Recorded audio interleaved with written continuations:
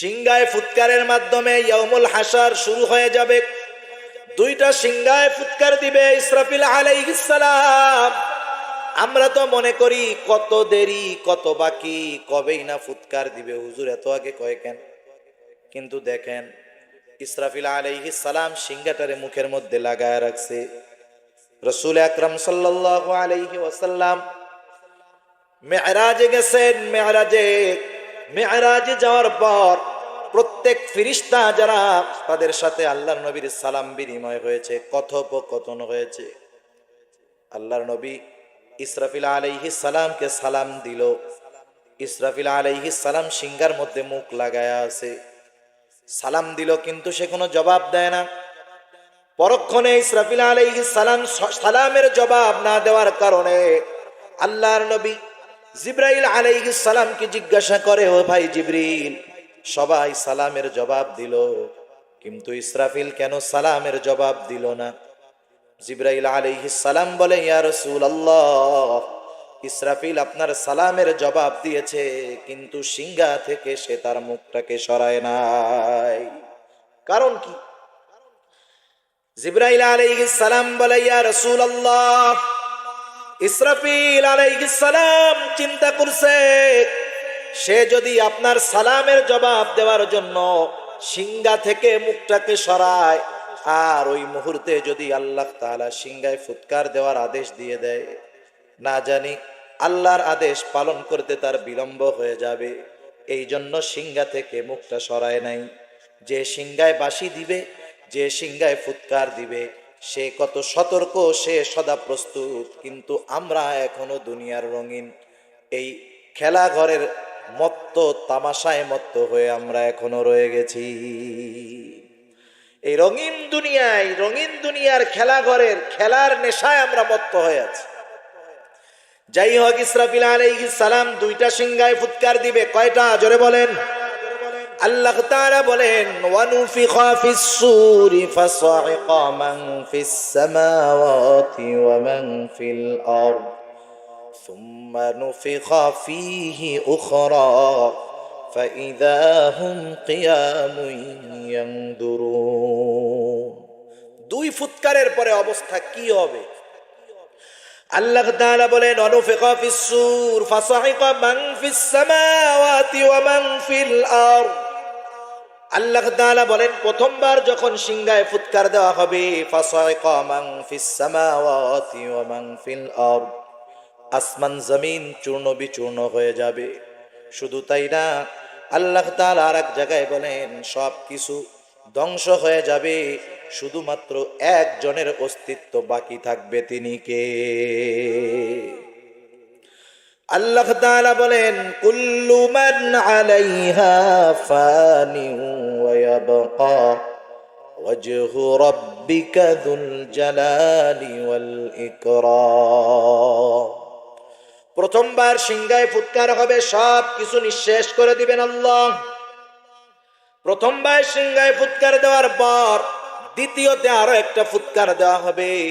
কিন্তু এই দুই ফুৎকারের মধ্যে ব্যবধান কত বছরের? মুফাসসিরিনে কেরাম বিভিন্ন সময় উল্লেখ করেন, কিন্তু এই দুই সিংহার মধ্যে কত সময়ের ব্যবধান, এর হিসাবটা আল্লাহই ভালো জানে।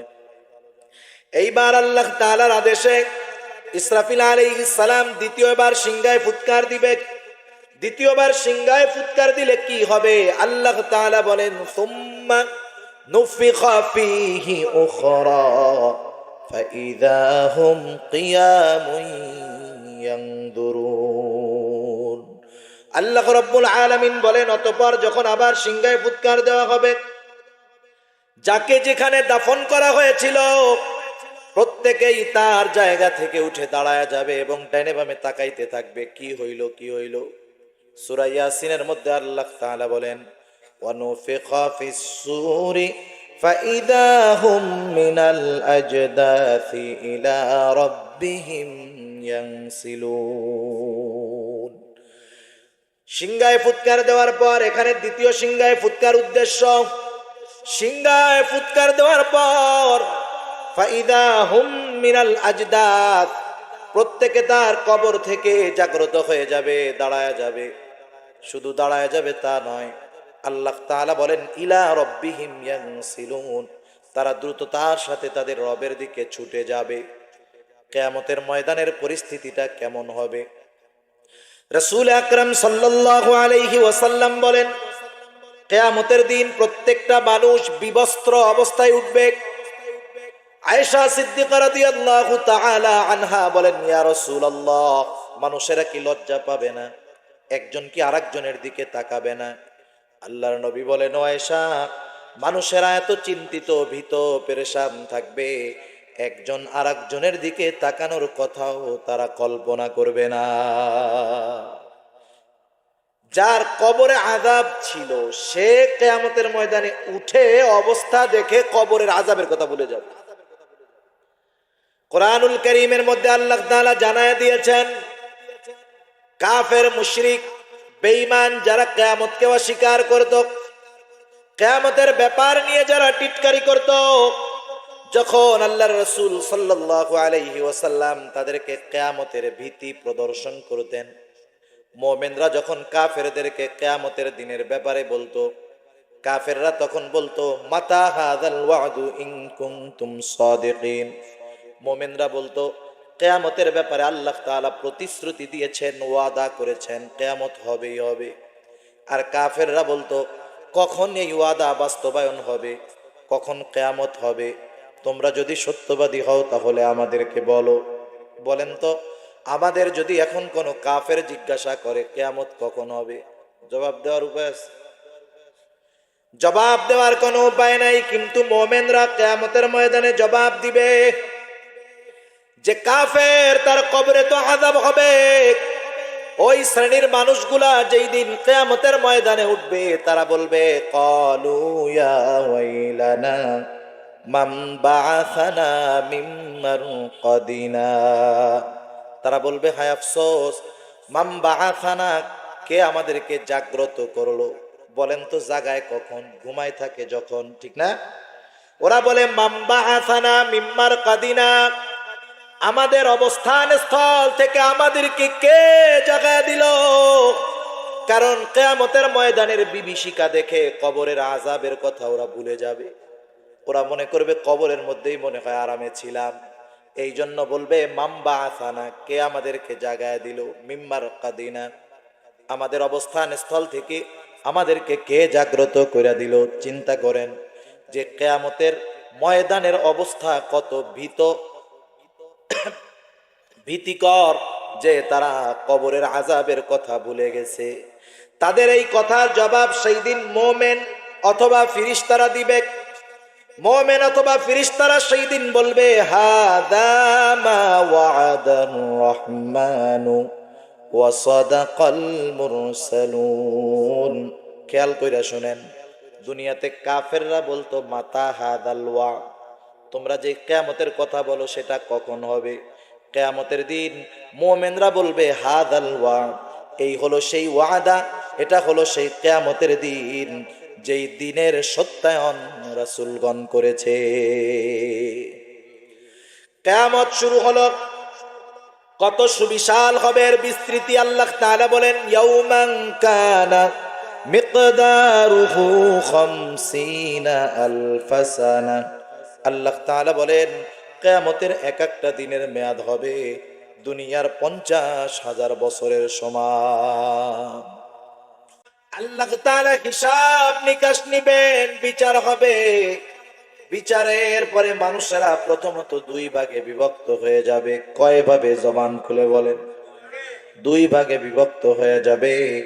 আল্লাহ তাআলা বলেন, ফারীকুম ফিল জান্নাতি ওয়া ফারীকুম ফিস সাঈর।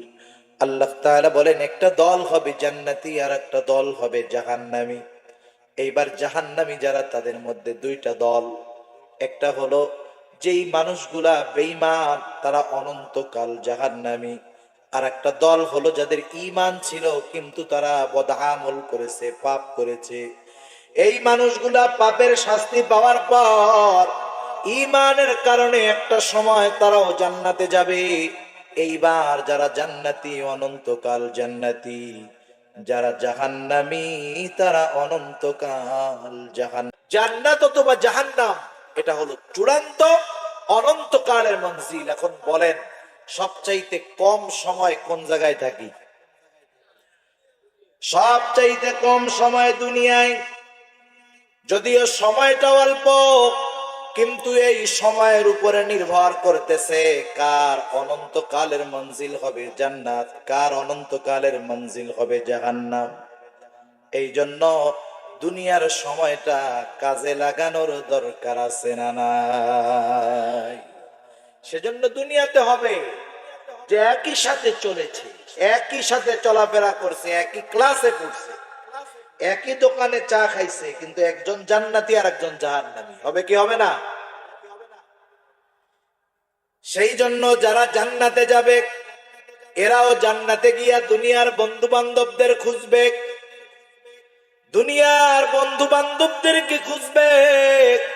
কোথায় আমার সেই বন্ধু যার সাথে রাতের পর রাত আড্ডা দিয়েছি, কথা বলেছি, একসাথে স্কুলে গেছি, কলেজে গেছি, বাজারে গেছি, কোথায় তারা? কোথায় তারা? তো কেউ জান্নাতে নাই, কিন্তু তাদের অবস্থা কি? আল্লাহ রব্বুল আলামিন যারা জান্নাতে যাবে তাদের সঙ্গী যারা জাহান্নামে যাবে তাদের সাথে আল্লাহ তাআলা কথোপকথনের ব্যবস্থা করে দিবে। জান্নাতি আর জাহান্নামীদের মধ্যে কথোপকথন হবে। দুনিয়ার সময় যারা কাজে লাগাইছে ওরা জান্নাতি, যারা কাজে লাগাইতে পারে নাই তারা বিফল ব্যর্থ জাহান্নামী। জান্নাতি এবং জাহান্নামীদের মধ্যে কথোপকথন হবে। আল্লাহ রাব্বুল আলামিন সেটা কোরআনুল কারীমের সূরা মুদ্দাসসিরের মধ্যে জানায়া দিয়েছেন। আল্লাহ রাব্বুল আলামিন বলেন, ফি জান্নাতিন ইয়াতাসাআলুনা আনিল মুজরিমিন। আল্লাহ রাব্বুল আলামিন জান্নাতীদেরকে জাহান্নামীদেরকে দেখার এবং কথা বলার ব্যবস্থা করে দিবে। এর কয়েকটা কারণ। একটা কারণ হলো ওই জাহান্নামীরা যখন দেখবে তাদের সাথের জান্নাতীরা, তাদের সাথে দুনিয়াতে যারা বন্ধু ছিল তাদের বড় একটা অংশ জাহান্নামে চলে গেছে, তখন তারা আল্লাহর কাছে শুকরিয়া আদায় করবে, আল্লাহ ওই যে জাহান্নামের মধ্যে দেখা যায় ওইটা তো দুনিয়াতে আমার বন্ধু ছিল আল্লাহ, কিন্তু আজকে তো জাহান্নামে, ওর সাথে চলার পরেও আজকে আমি জান্নাতে আসতে পারছি। আয় আল্লাহ, বড় কৃতজ্ঞতা প্রকাশ করি আপনার। ওর সঙ্গ আমার জন্য ক্ষতির কারণ হয় নাই, ওর সঙ্গের ক্ষতি থেকে আপনি আমাকে বাঁচিয়ে আপনি আমাকে জান্নাতে প্রবেশ করায়াছেন, এই জন্য আপনার কৃতজ্ঞতা প্রকাশ করি। সে জান্নাতি যে হলো, আল্লাহর প্রতি কৃতজ্ঞতা তার আরো বাড়বে। এজন্য আল্লাহ তাআলা দেখাবে যে দেখো তোমার বন্ধুরা আজকে জাহান্নামে, কারণ কি? এবার একসাথে দুনিয়ায় থাকছে, দোস্ত জাহান্নামে, একটু জানতে মন চাইবে না যে দোস্ত একই সাথেই তো ছিলাম, তুই কেন জাহান্নামে আসলি? একটু কারণটা কত? এবার জান্নাতীরা জাহান্নামীদেরকে প্রশ্ন করবে, ফি জান্নাতি ইয়াতাসাআলুনা আনিল মুজরিমিন। মুজরিম পাপী জাহান্নামীদেরকে জান্নাতীরা প্রশ্ন করবে, মা সালাকাকুম ফি সাকার, কোন জিনিস তোদেরকে জাহান্নামে আনলো?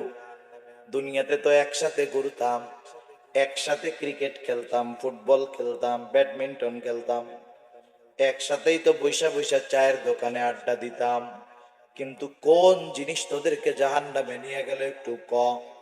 ওই দিন জাহান্নামীরা তাদের জাহান্নামে যাওয়ার 4টি কারণ তারা বর্ণনা করবে। কয়টা কারণ? 4টা কারণ। এখন প্রশ্ন করতে পারে যে কি বলে, ওইটা জান্নাতে যাওয়ার পরে জাহান্নামে যাওয়ার পরেই না এই আলোচনা হবে, কিন্তু এখন আমরা দুনিয়ায় আছি, তাহলে এত আগে তাদের মধ্যে আলোচনার খবরটা কেমনে জানলেন? প্রশ্ন আছে না নাই? জোরে বলেন আছে? একটু আগে ছিল না, বলার কারণে মাথার মধ্যে আসছে। যাই হোক, এই প্রশ্ন আসলো কেন? এখন তো দুনিয়ায় আছি, এখনো তো জান্নাতে যাই নাই, জাহান্নামে আল্লাহ নেন নাই, তাইলে এখন কথোপকথন হবে বা হয়ে গেছে, এটা কেমন কথা হইল? মনে রাখবেন, মানুষের জন্য সময় 3 ভাগে বিভক্ত। কয় ভাগে? জোরে বলেন, কয় ভাগে? 3 ভাগে। কথা বুঝেন না কঠিন হয়ে যায় আবার? মানুষের জন্য সময় হলো 3 ভাগে বিভক্ত: অতীত, বর্তমান, ভবিষ্যৎ। অতীত, বর্তমান, ভবিষ্যৎ, পাস্ট, প্রেজেন্ট, ফিউচার, তাই না? মানুষের জন্য সময় 3 ভাগে বিভক্ত। আমার কিছু সময় অতীত, কিছুটা বর্তমান, কিছুটা ভবিষ্যৎ। কিন্তু আল্লাহ তাআলার কাছে অতীত বলতে কিছু নাই, ভবিষ্যৎ বলতে কিছু নাই, সব প্রেজেন্ট, সব বর্তমান। কি হবে না হবে, কি হবে না হবে দুনিয়ার কেউ জানে না, কিন্তু জানেন কে? কি হবে আল্লাহ কলমে দিয়ে লেখায় ফেলছে। কলমকে দিয়ে কি করা হয়েছে? লেখানো হয়ে গেছে, সব আল্লাহ জানে। সেজন্য আল্লাহর কাছে সব হলো প্রেজেন্ট, বর্তমান। জাহান্নামীরা 4টা কারণ বর্ণনা করবে, জান্নাতীরা প্রশ্ন করবে, মা সালাকাকুম ফি সাকার, কোন জিনিস তোমাদেরকে জাহান্নামে আনলো অথচ দুনিয়ার মধ্যে আমরা একসাথে ছিলাম? 1 নাম্বার কারণ হিসাবে জাহান্নামীরা যেই কারণ বলবে, তারা বলবে ক্বালু লাম নাকু মিনাল মুসাল্লিন। তারা বলবে আমরা জাহান্নামে আসার 1 নাম্বার কারণ হলো আমরা মুসল্লি ছিলাম না। কি ছিলাম না? মুসল্লি ছিলাম না। মুসল্লি কারে কয়? জুমার দিন একদিন নামাজ পড়তে আসে সে মুসল্লি, তাই না? ওই মুসল্লি বাজে বেশি। কিন্তু জুমার দিন যেই মুসল্লি মসজিদে আসে ওইটা কিন্তু বাজে বেশি, পটর পটর করে বেশি। ও কিন্তু জানে না যে খালি কলসি বাজে বেশি, বড়া কলস বাজে। নদীর মধ্যে, আপনাদের আশেপাশে নদী খালবিল আছে না? দেখবেন নদীর মধ্যে বড় মাছ যখন যায় আস্তে আস্তে যায়, উপরে ঢেউও ওঠে না। কিন্তু ছোট্ট একটা পুঁটি যখন যায় মনে হয় যে টার্নেডো হইতেছে, কিন্তু ধরার পরে দেখা যায় চুনো পুঁটি। এ হলো অবস্থা। মুসল্লি কাকে বলে? সপ্তাহে 1 দিন নামাজ পড়তে আসে সে মুসল্লি না। মুসল্লিকে, ওরা তো মুসল্লি না হওয়ার কারণে জাহান্নামে গেল, তাহলে মুসল্লিকে যে 1 ওয়াক্ত নামাজও ছাড়ে না। সুবহানাল্লাহ। মুসল্লি যার অন্তরের মধ্যে সর্বদা মসজিদ থাকে, মসজিদের চিন্তা থাকে। এজন্য আল্লাহর রাসূল সাল্লাল্লাহু আলাইহি ওয়াসাল্লাম এক হাদিসের মধ্যে বলেন, কিয়ামতের দিন কোথাও কোনো ছায়া থাকবে না, সূর্যটা একেবারে নিকটে চলে আসবে, শুধুমাত্র আরশের ছায়াটা বাকি থাকবে। ওই কঠিন রৌদ্র উত্তাপের দিন শুধুমাত্র 7 শ্রেণীর মানুষ আল্লাহ তাআলার আরশের ছায়ায় স্থান পাবে। এদের মধ্যে 1 শ্রেণীর মানুষ হলো, নবীজি আমার বলেন, রাজুলুন কলবুহু মুআল্লাকুন ফিল মাসাজিদ। ওই মানুষ যার অন্তর সর্বদা মসজিদের মধ্যে থাকতো। সে মসজিদে থাকতো এমনটা বলা হয় নাই, যে অনেক সময় মসজিদে থাকতো এমনটা বলা হয় নাই, বরং সে যেথায় থাক তার অন্তর থাকতো মসজিদে। সুবহানাল্লাহ। এটা কিভাবে সম্ভব? আল্লাহ তাআলা মসজিদের মধ্যে নামাজ পড়া বসে থাকতে বলেন নাই। কুরআনুল কারীমের মধ্যে আল্লাহ তাআলা বলেন, ফাইদা কুদিয়াতিস সালাতু ফান্তাশিরু ফিল আরদি ওয়াবতাগু মিন ফাদলিল্লাহ। মুফাসসিরিনে কেরাম এখানে সালাত দ্বারা ফজরের সালাত উদ্দেশ্য নেন। কোন কোন মুফাসসির বলেন উদ্দেশ্য হলো ফজরের সালাত। তার মানে তোমরা ফজরের নামাজ শেষ করার পর বসে থাকবা না, কি করবা? ফান্তাশিরু ফিল আরদ, তোমরা জমিনের মধ্যে ছড়ায় পড়বা। তোমরা জমিনের মধ্যে ছড়ায় পড়বা। জমিনের মধ্যে ছড়ায় কি করবা? ওয়াবতাগু মিন ফাদলিল্লাহ। আল্লাহ তাআলা বলেন, আল্লাহর দেওয়া অনুগ্রহ সমূহ থেকে তোমরা অনুগ্রহ অন্বেষণ করবা। তার মানে হালাল রিজিক অন্বেষণ করবা। কারণ যেই কাজটা, যেই খাবারটা হালাল, সেটার মধ্যেই আল্লাহ তাআলার অনুগ্রহ রয়েছে। হালাল রিজিক অন্বেষণ করবা।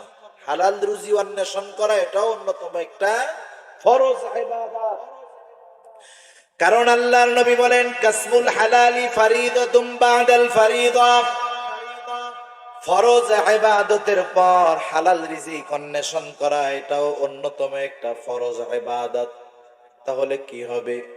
ফজরের নামাজ পড়ে যে যেই কাজ করে, যে রিক্সা চালায় রিক্সা নিয়ে বের হয়ে যাবে, যে সিএনজি চালায় সিএনজি নিয়ে বাহির হয়ে যাবে, যে দোকানদারি করে সে দোকানের উদ্দেশ্যে চলে যাবে, যে যেই কাজ করে সে সেই কাজ করতে চলে যাবে, কাজে যাবে কিন্তু মনের মধ্যে চিন্তা থাকবে দোকানে কাস্টমার যত হোক, প্যাসেঞ্জার যত হোক, যখন জোহরের সময় হবে, আজান হবে, দোকানের শাটার আর খোলা থাকবে না, রিক্সার প্যাডেল ঘুরবে না, সিএনজির স্টার্ট আর থাকবে না, আজান হবে, নামাজের জন্য মসজিদে চলে আসা হবে। এইবার সকাল থেকে নিয়ে লম্বা সময় জোহরের আগ পর্যন্ত লোকটা কাজ করলো। মনে রাখতে হবে কিছু সময় আছে যেগুলা লম্বা, আর কিছু সময় আছে শুধু লম্বা না, এই সময়টা যেমন লম্বা তেমন আবার চওড়া। ফজর থেকে নিয়ে জোহর পর্যন্ত সময়টা কিন্তু অনেক চওড়া এবং লম্বা। সেজন্য সকালের সময়টার মধ্যে প্রশস্ততা থাকে, এই সময়টা কাজে লাগাবে। আজান হবে, সব কিছু বন্ধ করে মসজিদে চলে আসলো, জোহরের নামাজ পড়ে বাড়িতে চলে গেল, খানা দানা খাইলো, একটু আরাম করতে বিছানার মধ্যে গাটা এলায় দিল, কিন্তু চিন্তা থাকবে যতই ঘুম আসুক না কেন আসরের আজান হবে, আর বসে থাকা যাবে না। আসরের আজান, মসজিদে চলে গেল, নামাজ পড়লো।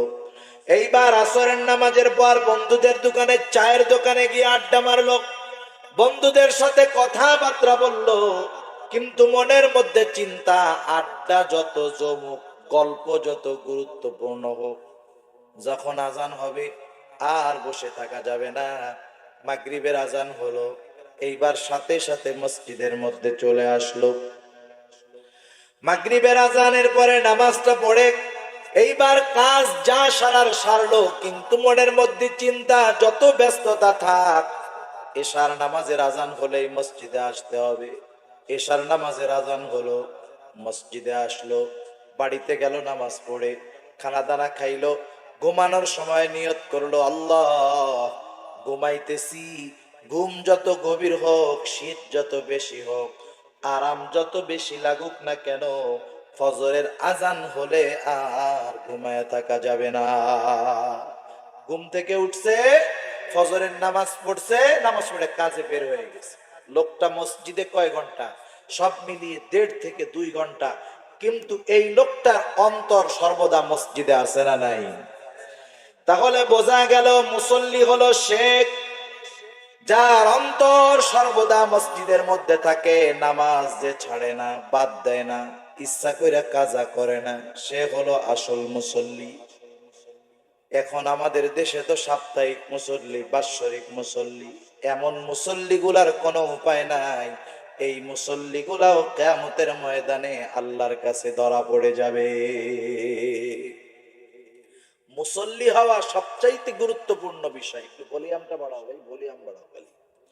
মুসল্লি হওয়া সবচাইতে গুরুত্বপূর্ণ বিষয়, কারণ ঈমান আনার পরে সবচাইতে গুরুত্বপূর্ণ বিষয় হলো মুসল্লি হওয়া। রাসূল আকরাম সাল্লাল্লাহু আলাইহি ওয়াসাল্লাম জানায় দিয়েছেন ইসলামের ভিত্তি হলো 5টি, প্রথমটার পরেই দ্বিতীয়টা হলো নামাজ। নবীজি বলেন বুনিয়াল ইসলামু আলা খামস, শাহাদাতি আল্লাহ ইলাহা ইল্লাল্লাহ ওয়া আন্না মুহাম্মাদার রাসূলুল্লাহ ওয়া ইকামিস সালাহ। ইসলামের দ্বিতীয় ভিত্তি হলো নামাজ কায়েম করা। নামাজ কত গুরুত্বপূর্ণ একটা ইবাদত, তথা মুসল্লি হওয়া কত গুরুত্বপূর্ণ ইবাদত, খেয়াল দিয়া শুনি। আল্লাহর রাসূল সাল্লাল্লাহু আলাইহি ওয়াসাল্লাম জানায় দিলেন নামাজ কত গুরুত্বপূর্ণ ইবাদত। আল্লাহর নবী বলেন as-salatu ইমাদুদ্দিন, মান আকামাস সালাতা ফাকাদ আকামাদ-দ্বীন ওয়া মান তারাকাহা ফাকাদ হাদামাদ-দ্বীন। আল্লাহর নবী বলেন as-salatu ইমাদুদ্দিন, নামাজ হলো দ্বীনের স্তম্ভ। মান আকামাস সালাতা ফাকাদ আকামাদ-দ্বীন, যে নামাজ কায়েম করলো সে দিন প্রতিষ্ঠা করলো। সুবহানাল্লাহ। কারণ একজন নামাজি সে শুধু নিজের জন্য নামাজ পড়ে না, একজন নামাজি সে দিন প্রতিষ্ঠাকারীদেরও একজন। ওমান তারাকাহা ফাকাদ হাদামাদ-দ্বীন, আই ওয়ামান তারাকাস সালাহ ফাকাদ হাদামাদ-দ্বীন, যে নামাজ ছেড়ে দিল নবীজি বলেন সে দিন ধ্বংস করলো। তার মানে একজন বেনামাজি সে শুধু নামাজ না পড়ার কারণে, মুসল্লি না হওয়ার কারণে নিজের ক্ষতি করে না, বরং সে গোটা দিনের জন্য একজন ক্ষতিকর ব্যক্তি। যারা নামাজ পড়ে না, কে পড়ে না তো আমি জানি না, তারা যদি আপনি জিজ্ঞাসা করেন এই চল একটা দিনের ক্ষতি করি, বেনামাজি ক্ষতি করবে? জোরে বলেন করবে? সে দিনের ক্ষতি করবে না, কিন্তু নামাজ না পড়া সে কি নিজের ক্ষতি করে না দিনেরও ক্ষতি করে? তাহলে দেখেন একজন মুসল্লি যে মুসল্লি নয় সে নিজেরও ক্ষতি করে দিনেরও ক্ষতি করে। আল্লাহর নবী আর এক হাদিসের মধ্যে বলেন বাইনাল আবদি ওয়া বাইনাল কুফরি তারকুস সালাহ। আল্লাহর নবী বলেন কাফের এবং মুমিনের মধ্যে পার্থক্যকারী ইবাদত হলো নামাজ। কত গুরুত্বপূর্ণ কথা। আর এক হাদিসের মধ্যে আল্লাহর নবী বলেন আউয়ালু মা ইউহাসাবু বিহিল আবদু ইয়াউমাল কিয়ামাতিস সালাহ। নবীজি আমার বলেন কিয়ামতের দিন সর্বপ্রথম আল্লাহ রব্বুল আলামিন নামাজের হিসাব গ্রহণ করবে। আর এক হাদিসে আসছে যার প্রথম হিসাবটা সহজ হয়ে যাবে তার জন্য বাকি হিসাবগুলা সহজ করে দিবে কে? আরো জোরে বলেন কে? তাহলে দেখেন নামাজটা কত গুরুত্বপূর্ণ একটা ইবাদত। আমার নামাজ যদি ঠিক হয়ে যায়, বাকি গুলার মধ্যে যদি ত্রুটি থাকে আল্লাহ মাফ করে দিবে। যেমন বোঝানোর জন্য একটা মিসাল দেই, যখন পরীক্ষা হয়, পরীক্ষা এসএসসি পরীক্ষা, এইচএসসি পরীক্ষা, এই পরীক্ষাগুলোর আগে সর্বশেষ স্যার ছাত্রদেরকে কিছু টিপস দেয়, উপদেশ দেয়। সবাইকে এক জায়গা বসায় স্যার কিছু টেকনিক শিখায় দেয়, বলে দেয় যে শোনো, তোমাদের কাছে যখন হলের মধ্যে খাতা দেওয়া হবে, খাতার মধ্যে রোল নাম্বার, রেজিস্ট্রেশন নাম্বারের ঘরটা সতর্কতার সাথে পূরণ করবা। এরপরে মার্জিন দেওয়ার দরকার হলে মার্জিন দিবা, সবগুলা বারবার পরখ করবা। এরপরে যখন তোমাদের কাছে প্রশ্নপত্র দেওয়া হবে, প্রশ্ন পাইয়াই লেখা শুরু করবা না, প্রশ্নটারে দুইবার পড়বা। দুইবার প্রশ্ন পড়ার পর তোমার কাছে যেই প্রশ্নটা সবচাইতে কমন এবং সহজ মনে হবে, ওই প্রশ্নটা যদি 15 নম্বর দাগেও থাকে তুমি সর্বপ্রথম ওইটারে লেখবা, ঠিক না?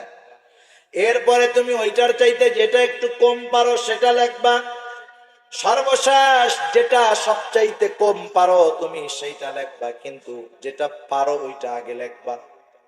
এইবার একই মেধার দুইজন ছাত্র একই কোয়ালিটির, দুইজনকে স্যার এই পরামর্শ দিলেন।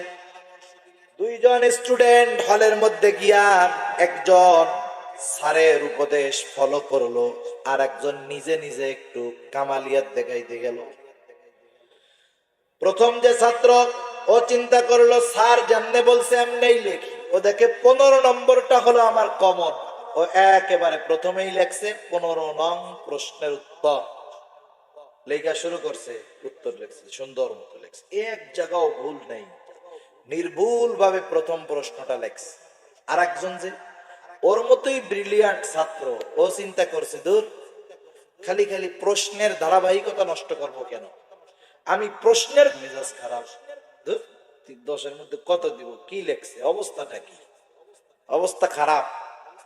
খাতা দেখার কিছু রুলস আছে, আগে ছিল একটা রুলস, কারো যদি কোনো বানানে ভুল যায় তাইলে এক বানান ভুলের জন্য আধা মার্ক কাটা। মনে করেন একজন একটা কম্পোজিশন লেখছে, মানে রচনা, ইংরেজি রচনা লেখছে, আমার এক স্যার আমারে দেখাইতেছে যে হুজুর দেখেন এই ছেলেটা 15 মার্কের রচনা লেখছে, কম্পোজিশন 2.5 পৃষ্ঠা। ওর বানানের মধ্যে হলো 40টা ভুল, কম্পোজিশনে মার্ক হইল 15 আর ভুল হইল 40টা, প্রতি ভুলে হলো আধা মার্ক কাটা। তাইলে 15 যাইয়া আরো স্যার ওর কাছে 5 মার্ক পায়, তার মানে হলো -5 দিতে হয়। কথা বুঝছেন? স্যারের দিকে মাথা খারাপ, ওরে 10-এর মধ্যে কত দেবে? যে 2 যেই কলম নিচে নামে সেটা উপরে ওটা খবর আছে। শেষের প্রশ্নটা তো সুন্দর, একই ভাবে প্রশ্নের উত্তর লেখা, ওই ছেলেটা পেয়ে গেল 10। আর স্যার যখন লাস্টে ওই ভালো প্রশ্নের উত্তরটা দেখলো, দিল হলো 5। যোগটোক কইরা ওর পাস করাই কঠিন। তাহলে চিন্তা করে দেখেন, দুনিয়ার নিজামটাও এরকম। প্রথমটা ভালো হওয়ায় বাকিগুলার ত্রুটি বিচ্যুতি স্যার তেমন নজর দেন নাই। অনুরূপ ভাবে নবীও জানায় দিলেন, কিয়ামতের দিন নামাজের হিসাব প্রথম নেওয়া হবে। যার নামাজের হিসাব যথাযথভাবে হবে, তার বাকি হিসাবগুলা সহজ যিনি করে দিবেন তিনি কে? এখন মুসল্লি হওয়ার দরকার আছে তো। কারণ জাহান্নামীরা যেই 4 কারণ বলেছে জাহান্নামে যাওয়ার, 1 নাম্বার কারণ আমরা মুসল্লি ছিলাম না। আল্লাহ আমাদের সবাইকে মুসল্লি হিসাবে কবুল করুক, জোরে বলি আমিন। 2 নাম্বার কোন কারণ? দ্বিতীয় কারণ হলো আমরা অসহায় নিঃস্ব মিসকিনদেরকে খানা প্রদানে অনুৎসাহিত ছিলাম। নিজেরাও দিতাম না, আর একজনকেও দিতে উৎসাহ দিতাম না। আমাদের সমাজে কিছু মানুষ আছে, যখন দেখবেন দিনী প্রতিষ্ঠান থেকে সাহায্যের জন্য যায়, অথবা কোনো গরিব মানুষ তার কাছে যায়, দুইজন এক জায়গায় বসা, একজনের কাছে গেছে, একজন মিসকিন গরিব মানুষ খাবার চাইতেছে, টাকা চাইতেছে খাওয়ার জন্য।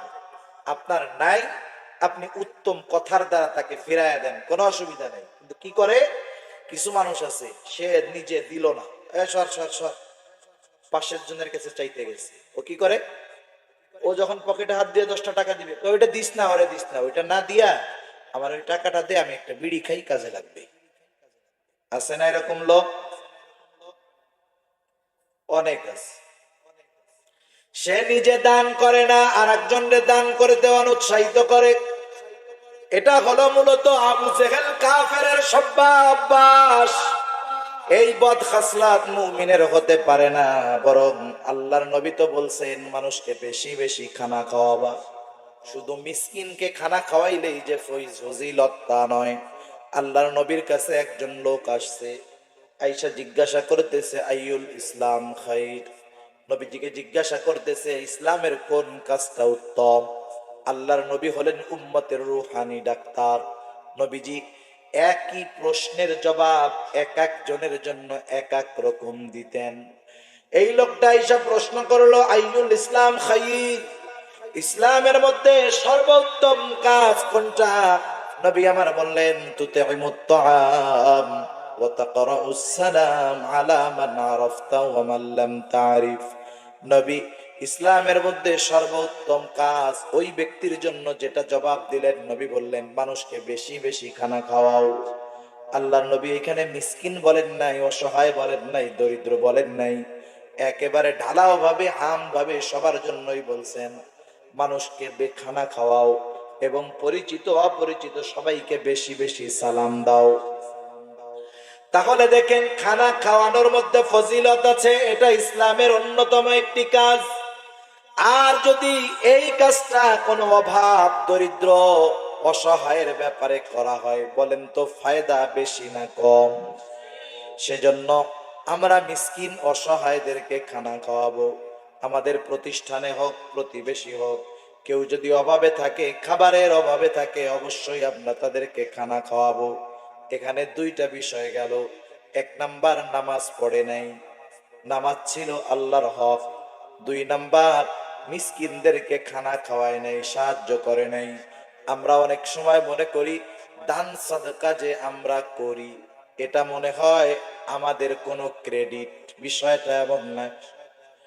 আমাদের দেশে অনেকে যাকাত দেয়, যাকাত প্রদান করে সে মনে করে আমি মনে হয় বড় কোনো কাজ করে ফেলছি। গর্বের সাথে বলে, আমি অমকরেই যাকাত দিয়েছি, এটা করেছি। বিষয়টা এমন নয়। বরং যাকাত দেওয়ার মধ্যে তার কোনো ক্রেডিট নাই, বরং ওই গরিবের হক সে প্রদান করেছে, হক প্রদান করার মধ্যে কোনো ক্রেডিট থাকতে পারে না। তাহলে দ্বিতীয় কারণ জাহান্নামে যাওয়ার, যে মানুষদেরকে খানা দেয় না, খানা প্রদানে উৎসাহিত করে না, বরং নিরুৎসাহিত করে। জাহান্নামে যাওয়ার তৃতীয় কারণ হিসাবে তারা বলল, ওয়াকুন্না নাখুদু মাআল খাইদিন, আমরা অহেতুক যেই মজলিসগুলা, ওই মজলিসগুলার মধ্যে বসতাম, আমরা সমালোচনাকারীদের সাথে সমালোচনা করতাম, গীবতের মজলিসের মধ্যে বৈশা গীবত করতাম, যেই মজলিসের মধ্যে পাপাচার, ওই মজলিসগুলার মধ্যে বসতাম। বলেন তো আমাদের দেশে মনে হয় এই ধরনের কোনো মজলিস নাই? আছে? প্রত্যেকটা চায়ের দোকানের মধ্যে মজলিস আছে না নাই? জোরে বলেন আছে না নাই? আর চার দোকানের মজলিস গুলা অধিকাংশ ক্ষেত্রে গীবত, সমালোচনা, গোনার মজলিস, ঠিক কিনা বলেন?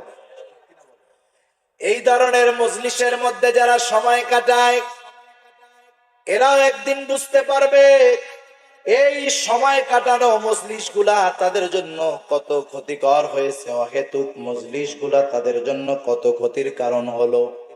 এই জন্য যেই মজলিসের মধ্যে গোনা, যেখানে অপরাধ, সেই মজলিস গুলার মধ্যে আমরা বসবো না, বরং যেই মজলিসের মধ্যে আমার কল্যাণ, দুনিয়ার কল্যাণ, আখিরাতের কল্যাণ, এই রকম মজলিস গুলার মধ্যে আমরা বসবো। কারণ দুনিয়ার ওই অহেতুক গীবত, সমালোচনার মজলিস গুলা পরকালে আমার আপনার জাহান্নামে যাওয়ার কারণও হয়ে যেতে পারে। তাহলে প্রথম তিনটা কারণ, এক নাম্বার তারা বলবে মুসল্লি ছিলাম না, দুই নাম্বার মিসকিনদেরকে খানা দিতাম না, তিন নাম্বার অহেতুক মজলিসের মধ্যে বৈশা অহেতুক কথাবার্তা বলতাম। এই যে তিনটা কাজ, এই তিনটা কাজ মুমিনও করতে পারে, কাফেরও করতে পারে, ঠিক কিনা বলেন? এইবার চতুর্থ যেই কারণটা, এই কারণে অনন্তকাল জাহান্নামে জ্বলতে হবে। এইবার তাদের মধ্য থেকে কিছু জাহান্নামী বলবে, ওয়াকুন্না নুকাযযিবু বিয়াউমিদ্দিন।